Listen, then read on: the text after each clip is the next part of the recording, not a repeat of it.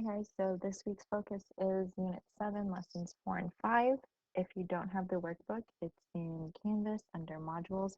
You should be able to find the whole Word document for Unit 7 workbook. So let's get started. This one says a search robot is sweeping through a flat plane in search of the homing beacon that is emitting a signal. A homing beacon is a tracking device that sends out signals to identify the location. Programmers have set up a coordinate system so that their location is the origin. So before we keep reading, I'm just going to write a little p there at 0, 0 at the origin to identify where our programmers are. The positive x-axis is in the direction of east, so let's mark east. And the positive y-axis is in the direction of north, so let's mark north.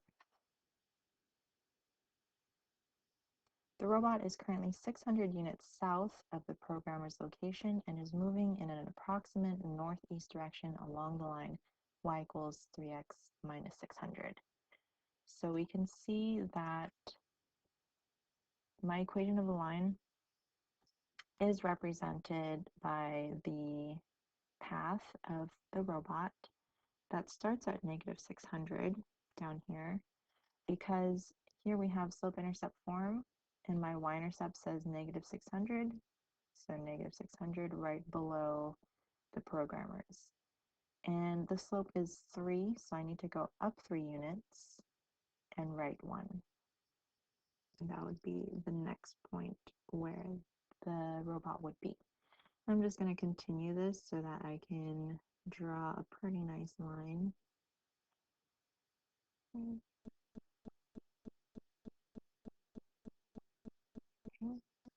That should be pretty good. Let me get this line here. Wonderful, wonderful line. Okay. Now it says, along this line, the robot hears the loudest ping at the point 400, 600. So when the robot hits this point 400, 600, my line was slightly off, but it's going to pass through that point. It detects this ping coming from approximately the southeast direction. So the ping is coming from southeast, meaning it's hearing it in this direction here. What is the equation of the path the robot should take to find the beacon is the question. So I've sketched the location of my programmers, I've sketched the path traveled by the robot, and I shaded the general direction the ping is coming from. Now, the point here that we're getting to is the fact that when you hear, the robot hears this loudest ping, the point of which it's going to hear it the loudest is perpendicular to its original direction that it was going, original path. Because think about it as if you were hearing an ambulance pass by, you're going to hear it when it's right in front of you versus like further in front of you, like, or behind you, right? So perpendicular meaning I need a line that goes this way. Okay, perpendicular, remember, meaning 90-degree angle from that point where it heard the loudest ping. Finding the equation for that is maybe a little difficult, but shouldn't be too bad. I know a point that's has to be on that line, 400, 600. And I know that perpendicular for an equation means that it's going to be the reciprocal and opposite sign of my original slope. So the new slope of this line is going to be negative 1/3, okay, to get a perpendicular line to a slope that's 3. And I'm going to use this coordinate to figure out my y-intercept. So I know my y equals mx plus b format. I have a coordinate, I have a point for y, which is 600. I have my slope, negative 1/3.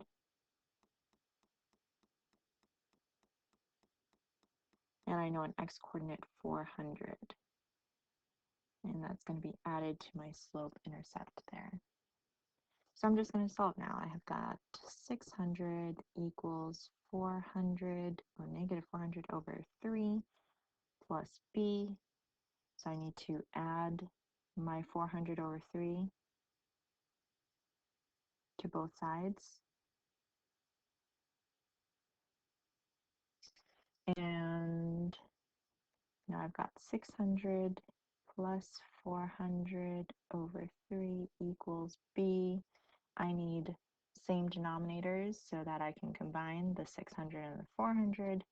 So if I multiplied 600 by 3, I get 1800 plus 400 all over 3 is my b. And adding those two together, I've got 2200 over 3 equals b. And you can go ahead and use your calculator with 2200 divided by 3. And I've got 733 and a third. 733.3 repeating. So it should come up here this way and cross my y-axis somewhere over here ish. And so my equation, plug it back in.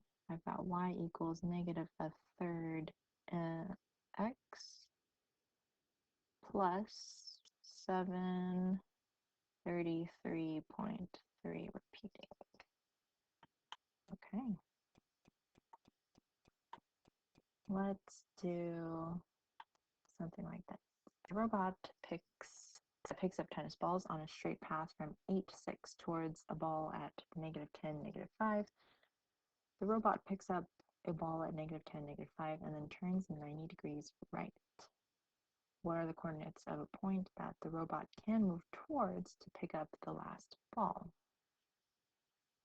So we're starting at a point 8, 6, and it went towards negative 10, negative 5, and then from negative 10, negative 5 turns 90 degrees right. Okay, so for this problem, I jumped over to a Desmos grapher, and you can totally use this too. It's free. Just search Desmos and then you can start graphing. So here I plotted my point 8, 6, and then I plotted the point negative 10, negative 5, and I solved for the equation of the line for this green line, and it came out to be y equals 11 over 18x plus 10 over 9. Okay. Now you see this equation here is what I found afterwards, and I'm going to fill it in very soon. So it says, the question was, what are the coordinates of a point that the robot can move towards to pick up the last ball?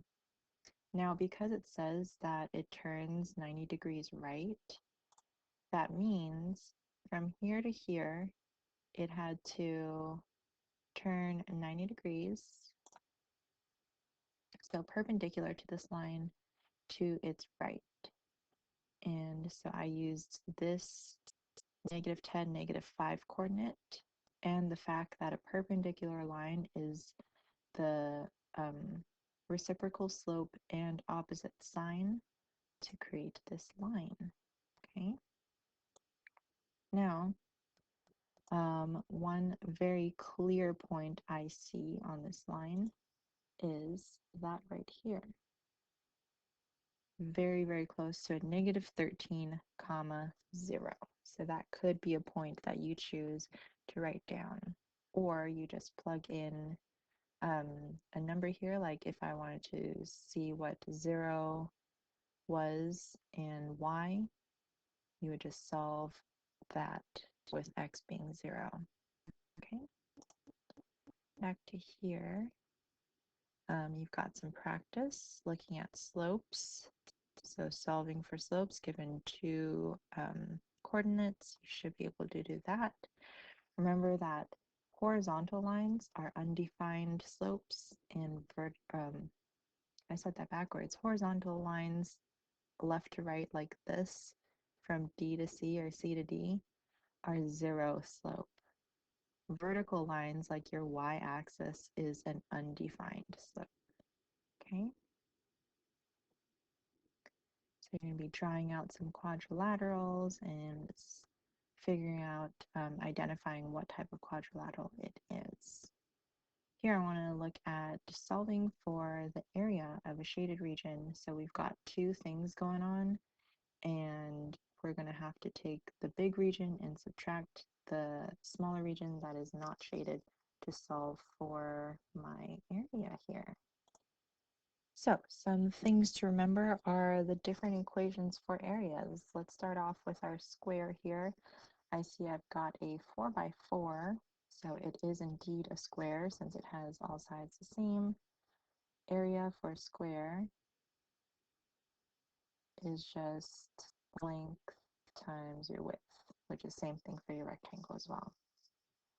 Area for your triangle, is your half base times height, all of those being multiplied together, okay?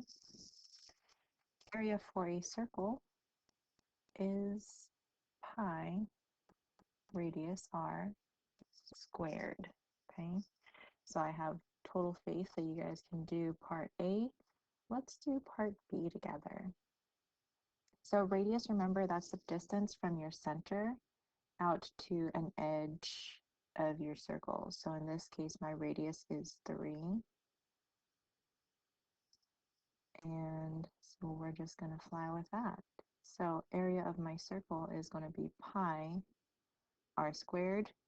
3 squared is 9, right? So 9 pi.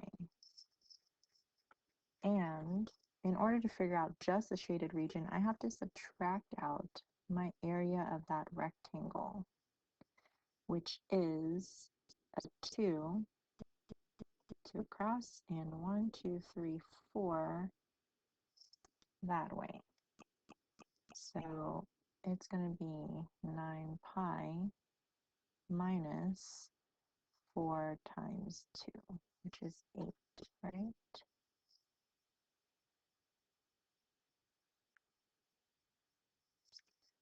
So if you don't have a calculator, it's totally okay if you stop there. If you have access to that calculator, you can go ahead and plug in 9 times your pi and then subtract away 8 to get an approximate, and I'm going to round to the nearest tenth of 20.3. Hopefully you got the same thing there with your calculators and rounding to the nearest tenth. And as you see, the rest of the classwork here is pretty much the same.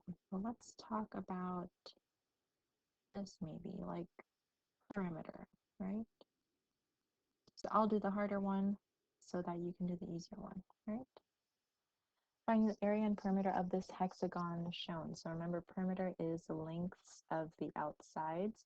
Here we have some diagonal parts so that we don't know right off the bat, like how we know that this is just 3 units long. Here's 3 units long. And then area, okay?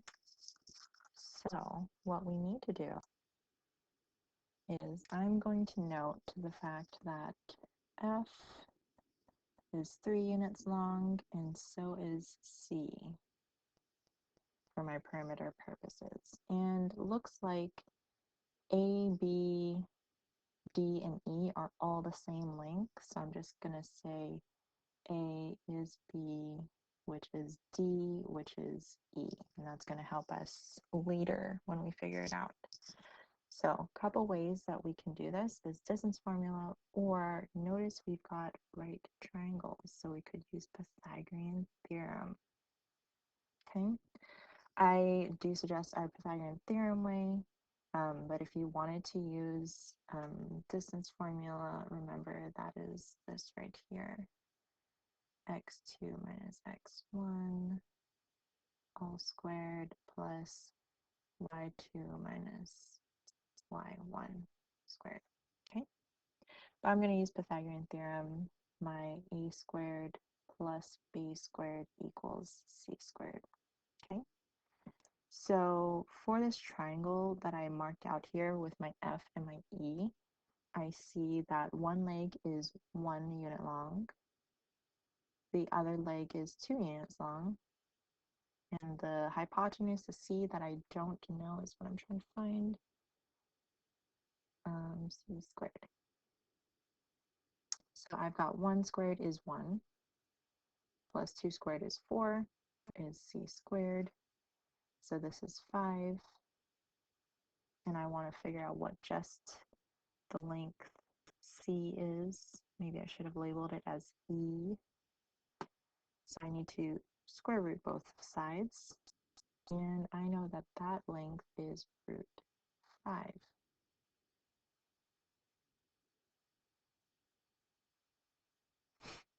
And I'm writing or E because really we found what C is here was 3. But this is referring to these sides here, A, B, D, and E. Square root of 5. So perimeter is just adding up all of the lengths of the outside. So I've got 3 plus 3 plus root 5 4 times.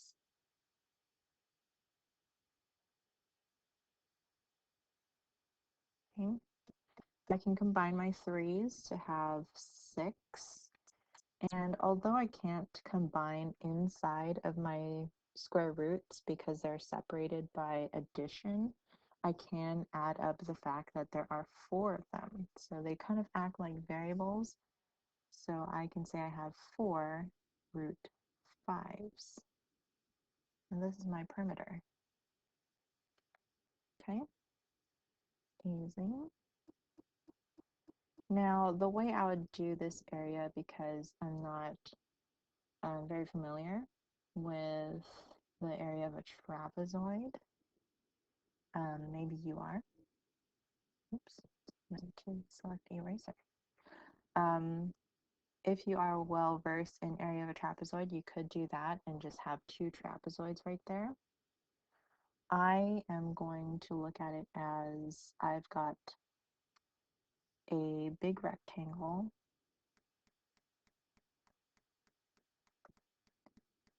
and 4 right triangles here. Okay. And what I can also notice is the fact that since all these right triangles are the same, and I notice that they're halves, I can say that this triangle is right here, and that this triangle is right here. Okay, so let me recolor this for you. What I really have is this area here, a 3 by 4, and then I have an area here, a 1 by 2, and an area here, a 1 by 2. Okay, so that means this area is 2, this area is 12, and this area is 2, and when I add them all together, I've got 16 being my area.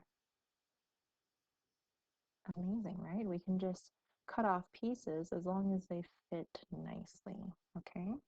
And that's how you can go about finding area without knowing all of the different equations. Because if I did leave them as triangles, I could have used our half base times height formula for area of a triangle. Okay, let's try one more because this one's a little bit different. Quadrilateral region is defined by the systems of equations below. Sketch the region and determine the vertices of the quadrilateral. So nice for us here, we've got all slope-intercept forms. So let's start. This first equation says I need to start at positive 6. 1, 2, 3, 4, 5, 6. And I've got a positive slope of 1. So we can go up 1, right 1, but I notice that's not in my graph anymore. So you can also go down 1, left 1. Okay.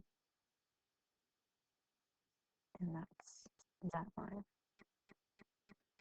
And in this case, it says that y is less than or equal to, so that means I'd have to shade below. Okay. My next equation says I'm going to start at positive 12. Oh no, that is not in my graph. So I'm going to redo this.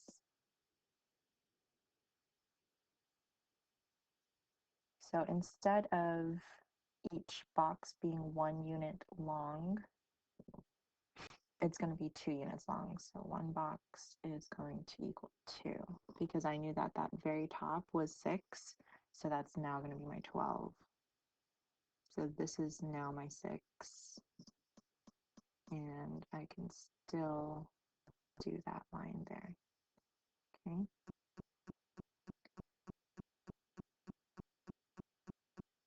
So blue line and shading below, that hasn't changed. My green line, so now I'm starting at 12. And I've got a negative slope now. So down 2 and over 1. Down 2 over 1. And now I've got this line here. This one says y is also less than, so we would be shading everything below, quote unquote, that green line. Gonna have lots of colors here. Let's go with this one. This one's pretty.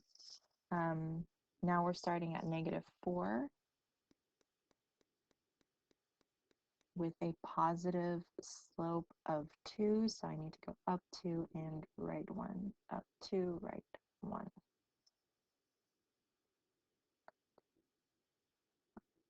Okay. Now this one is a little different. It says that y is greater than, so I need to shade above the purple line. Okay, and last equation, this one is starting at a positive 2 and negative slope of 1. So we're going this way with my red line. And y is greater than, so we're shading above. Okay. I know there's lots of colors there. So I'm going to use red to see where is all of my overlap, and looks like right there. Everything overlaps to get my quadrilateral. All my vertices, I see I've got this one, which was 2, 0, because it doesn't go up 1. This one here, I believe that is a 4 and 4. Okay. And then this one up here is a 2 and 2, 4, 6, 8. And the last one over here at negative 2, positive 4. Okay, so totally doable. You guys can do the next one. It is still in slope-intercept form here. This one, remember, we have a y is just with that number. So that means you're going to have on your y-axis, it's going to be at 4 always. So that's a horizontal line. Okay. And that's the end of your lesson. Good luck with the homework. Email me if you have any questions, and I will see you in class.